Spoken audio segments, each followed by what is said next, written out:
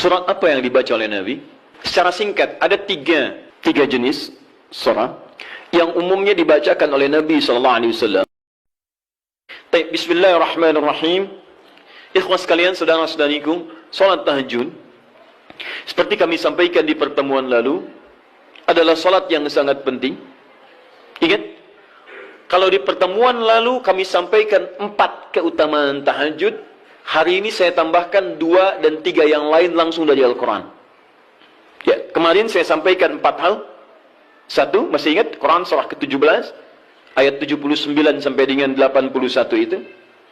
Orang yang rajin tahajud akan mendapatkan 4 keutamaan yang tidak didapatkan oleh orang-orang yang tidak tahajud, sekalipun sholat fardunya begitu khusyuk. Di antum sholat fardu khusyuk, bagus, tapi nggak tahajud, nggak dapat 4 keutamaan itu. Ini sudah saya bahas panjang lebar di pertemuan lalu, saya hanya sebutkan cepat saja.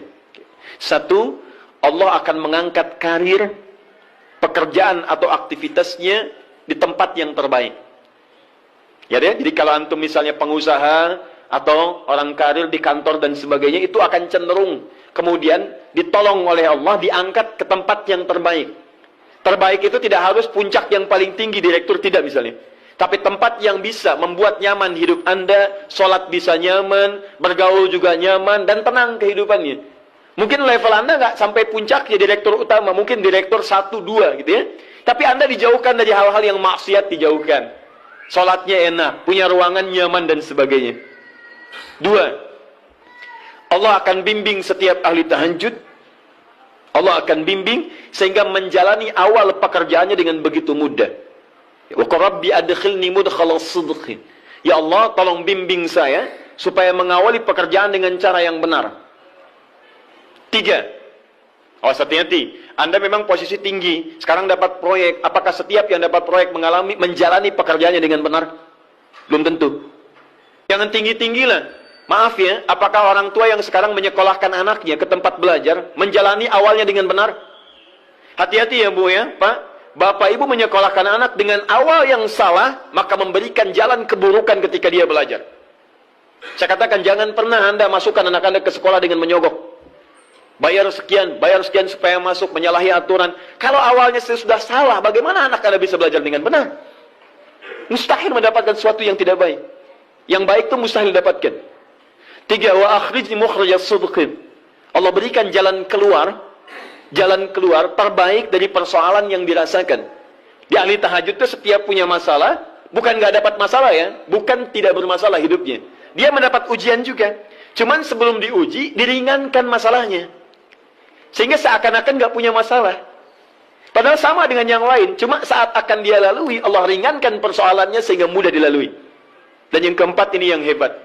Ya, waj'alni min ladunka sultanan nasira. Allah akan tolong langsung orang ini ketika ada lingkungan sekitar yang akan menyakiti atau menjahilinya. Kalau diisengi orang, diganggu orang, dan sebagainya, ini orang-orang seperti ini langsung mendapatkan perlindungan dari Allah Subhanahu wa Ta'ala. Ada satu kali, ini kisah nyata, seorang saleh, ahli tahajud, sampai saking ahli tahajudnya tidak ingin meninggalkan kebiasaan ini. Ini sangat nyata kisahnya dan tidak mengarang. Satu kali Pak, kemudian malam-malam dia perjalanan dengan rombongan. Apa yang kemudian mendengar suara dan menyaksikan kebiasaan dia. Anda tahu apa yang terjadi? Dan itu apa yang dilakukan? Kabur. Udah gak panjang pikirnya, kabur ya kan? Tapi sekarang lihat apa yang beliau sampaikan. Begitu datang harimau itu, perhatikan ahli tahajud ini. Dia ingat dengan janji Allah. Dia ingat dengan janji Allah. Perhatikan baik-baik ya.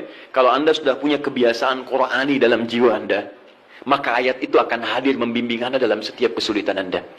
Apapun itu. Nabi Yusuf dekat dengan Allah. Ketika digoda muncul ayatnya. Laula ra'a burhana rabbi. Kalau bukan melihat petunjuk dari Rabbnya, niscaya ada sesuatu yang buruk terjadi kepadanya. Tapi Allah jaga beliau. Lihat baik-baik teman-teman. Begitu melompat harimau itu, kemudian dia katakan dalam jiwanya. Lihat kalimatnya. Ya khalqallah. Hei makhluk Allah. Dia tidak katakan ya namar, hei harimau, tidak. Kalau disebutkan harimaunya, menunjuk pada zatnya. Tapi dia lekatkan makhluk ini kepada penciptanya. Hei makhluk Allah. Ya khalqallah, hei makhluk Allah. Jika saya memang rizki yang telah Allah tetapkan untukmu pada saat ini, maka saya ridho untuk engkau makan, silakan. Tidak ada masalah. Kalau Allah tetapkan saya sebagai rizki untukmu pada saat ini, silakan. Tapi kalau saya bukan menjadi rizki yang telah Allah tetapkan untukmu pada saat ini, maka jangan coba-coba ganggu ibadahku hari ini. Lihat kalimatnya, bukan jangan makan aku. Lihat, bukan jangan makan aku.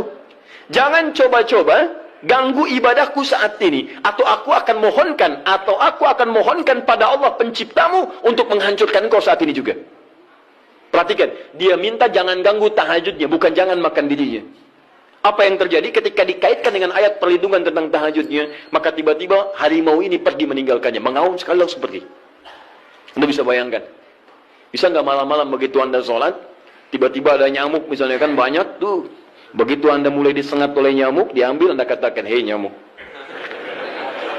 kalau ini memang rizki yang telah Allah tetapkan untukmu saat ini, sedot sebanyak-banyaknya, saya ikhlas.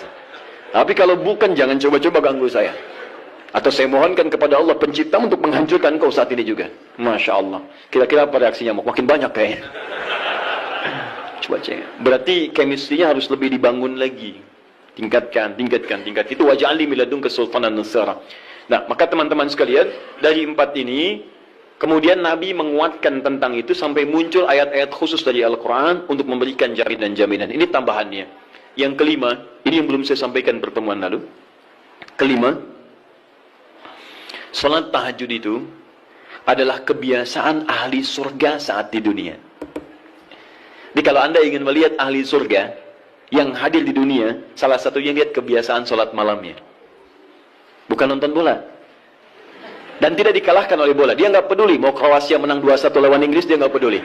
Ya, mau Prancis menang 1-0 lawan Belgia, dia nggak peduli. Pokoknya terserah, yang penting juaranya Prancis bisa gitu kan? Tidak. Dia nggak peduli, mau siapapun nggak ada masalah. Dan tidak dikalahkan. Jadi kalau Anda ingin melihat kebiasaan ahli surga saat di dunia, lihat kebiasaan malamnya. Kalau dia bangun dan mengalahkan semua kebiasaan malam ahli dunia, maka itulah ahli surga. Salah satu kebiasaannya. Ya, kalau nanti turunan dari tahajud yang muncul, nanti saya terangkan. Yang berhasil tahajud, ciri-cirinya begini. Jadi jangan dilihat setiap yang malam sholat, itu disebut ahli tahajud. Belum tentu, ada ciri-cirinya. Tapi ciri yang pertama, yang melekat kuat, kelihatan nampak, pertama adalah ciri ahli surga, dia memiliki kecenderungan untuk sering bangun malam. Dalilnya Quran surah ke-51 ayat 15 sampai dengan ayat ke-17-nya. Innal muttaqina fi jannatin wa 'uyun, sungguh di antara orang takwa itu nanti akan ada yang mendapatkan hadiah taman surga. Apa keistimewaannya? Akhidhina ma atahum rabbuhum innahum kanu qabla dhalika muhsinin. Sungguh kebiasaan mereka itu saat di surga, keutamaan surga, taman surga ini, mereka akan langsung mendapatkan semua kenikmatannya dari Allah langsung. Kalau surga lain diberikan lewildanun mukhalladun, pelayan surga. Di kalau antum ikhwan oleh bidadari surga, yang akhwat oleh pangeran-pangeran surga. Ganteng cantiknya nggak usah dibayangkan, tak terlukiskan. Ada hurun in, ada seperti mutiara, ada seperti berlian. Oh, indah sekali. Dan kata Nabi, "Ma la 'ainun ra'at wa la udhunun sami'at wa la khatara 'ala qalbi bashar." Ya, enggak pernah dilihat di bumi. Dia mengantarkan bi aqwabi wa abariqa wa ka'sin min ma'in, bawa gelas-gelas yang berleburan mutiara, emas dan sebagainya. Enggak seperti ini, enggak ada merek Akhir TV di sana nanti, ya. Semuanya indah. Tapi enggak terbayang. Tapi taman surga tidak. Allah langsung yang berikan tanpa perantara. Kun fayakun. Enggak usah dibayangkan, laisa kamitslihi syai'. Ada seketika. Tapi yang hebat, apa kebiasaan ini? Kata Al-Quran langsung, ini Allah yang mempersaksikan. Innahum kanu qabla dhalika muhsinin. Mereka itu ahli ihsan saat di dunia. Ayat 17-nya, kanu qalila minal laili ma yahja'un. Mereka itu malamnya sedikit tidurnya. Jadi punya kebiasaan bangun malam. Jadi kalau Anda, ini cara memahami ayat itu begini. Cara memahami ayat seperti ini, jangan mencari orang lain. Anda sendiri yang menjadi bagian dari ayat itu. Jadi itu diinformasikan pada kita sebagai tawaran. Kita mau nggak berniaga dengan ayat itu? Mau nggak menjadi bagian dari ahli surga itu? Jadi jangan sibuk mencari kebiasaan orang. Kenapa Anda tidak membiasakan diri jadi bagiannya? Ya, jadi coba cek dari keluarga. Ada nggak sudah jadi bagian dari ahli surga di keluarga Anda? Sekarang pulang ke rumah, coba lihat dari sekian orang yang ada di rumah berapa yang bangun?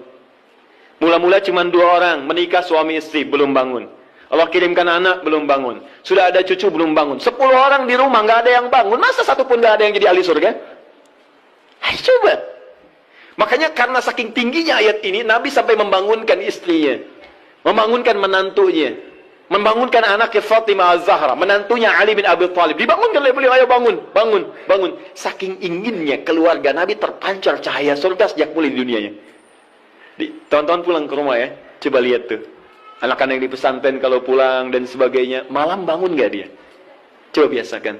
Bangun, bangun, bangun. Dan Anda akan rasakan hal yang sangat berbeda. 2. Tadi tambah 1 ya. Berarti 5. Sekarang yang ke-6. Orang-orang yang rajin bangun malam, itu orang-orang yang mendapatkan pujian langsung dari Allah Subhanahu wa ta'ala. Jadi kalau Anda ingin melihat orang yang dipuji Allah, itu lihat orang yang sering bangun malam. Tahajud. Di antara dalilnya, Quran surah ke-32, ayat ke-16. Tatajafa junubuhum 'anil madaji' yad'una rabbahum khawfan wa tam'a wa mimma razaqnahum yunfiqun. Setelah kita sujud itu ayat sajadah, Allah terangkan. Itu indah sekali kaitannya. Nih, di antara orang sujud ini ada yang lebih hebat lagi. Kalau Anda salat subuh baca misalnya ayat sajadah, sujud. Allah terangkan. Di antara sifat orang yang rajin sujud ini adalah orang-orang yang rajin tahajud. Tatajafa junubuhum 'anil madaji'. Mereka sering menghindari tempat tidur di malam harinya. Maksudnya apa? Rajin tahajudnya. Ada orang-orang yang dipuji oleh Allah Subhanahu wa ta'ala karena kebiasaan malamnya dia menghindarkan diri dari tempat tidur. Maksudnya bukan nggak tidur. Rajin bangun malamnya. Rajin bangun malam. Bapak Ibu kurang apa lagi ya? Kalau ada orang dipuji misalnya saat di dunia, presiden memuji seseorang, artinya presiden menyukai dia. Artinya presiden menjamin kemudahan baginya. Kalau ada orang yang dipuji Allah, artinya Allah mencintai dia dan menjamin kemudahan dalam kehidupannya. Maka dekati orang-orang seperti ini. Saya sarankan kalau antum punya teman, ikhwan sekalian, sedang mabit misalnya, atau tugas dinas keluar. Tiba-tiba tengah malam di hotel, dia bangun sholat, itu teman terbaik Anda. Saya katakan pada Anda, tandai orang ini, dan dekati dia saat di kantor. Bangun ukhuwah dengannya, persahabatan dengannya. Maka ketika Anda mendekati orang-orang yang dipuji oleh Allah, maka Anda pun akan kedapatan bagian dari pujiannya. Karena mustahil orang yang dijaga oleh Allah mengajak Anda pada maksiat. Itu mustahil.